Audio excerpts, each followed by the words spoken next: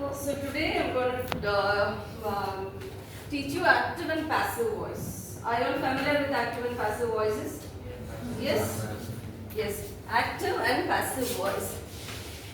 Active and passive. So that is the topic today. So first I would like to tell you the basic rule of active and passive voice.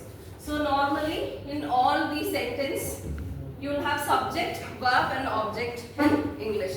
Okay, so that is the same case even in active and passive, but so the manager approved the letter. So it is the sentence where you have a subject, where you have a verb and where you have an object. Yes, so all the active form it will be in a direct form, where when you change it into passive, all you have to remember is, so here you have a subject, verb and object, that is the letter is the object there.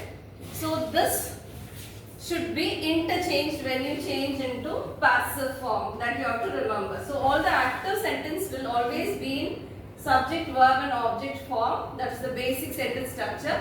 Whereas when you change into passive form, the object will become the subject and the subject will become the object in passive form. So now here you have another change of sentence structure. So the letter, that becomes the subject. Then we will be using, after the subject we will be using a be verb there. You have to remember it can be a be verb or have verb. It depends on the tense there. So what represents the tense in a sentence? Not the action word but the V1, V2, V3 verb. Okay, see that is the helping verb here. So here it can be a be verb or have verb, that depends on the tense there. Then comes past participle form of verb, then a preposition, then the object. So that is the sentence structure of passive form.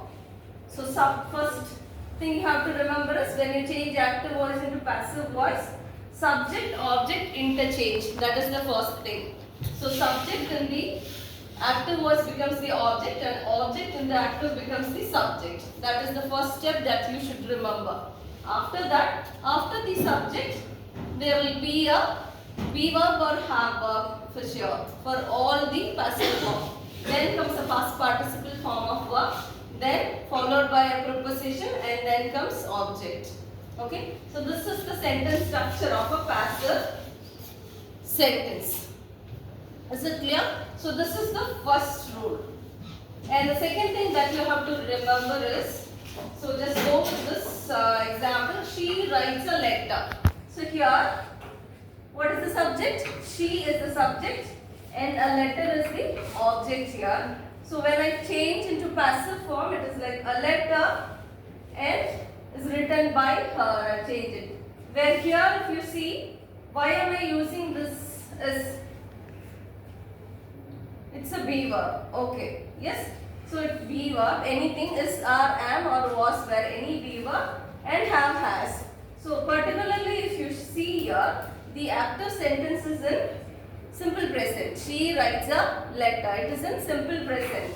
So when I change into passive form, you have to remember what the active sentence tense is. The same should be in passive. So tense change will not happen when you change active into passive form. The second thing that you have to remember is no tense change will happen when you change active sentence into passive form. Always you have to remember. So here I am using this. We are supposed to use be verb after subject. So there the sentence is in simple present. So I am using is. Okay, you are not supposed to change the tense. Active voice, if it is in present tense, the passive should also be in present. If it is in past tense, the passive should also be in past tense. There should not be any change in tense. That is the second rule that you should remember. Okay, so a letter is written by her. So object becomes subject, then be form of verb, past participle form of action verb, then by preposition, then she becomes her there. Okay, then again another example where we are going to see he has finished the work. What tense it is? He has finished the verb. Where do we use has and have? Yes? Okay, let us continue with this example.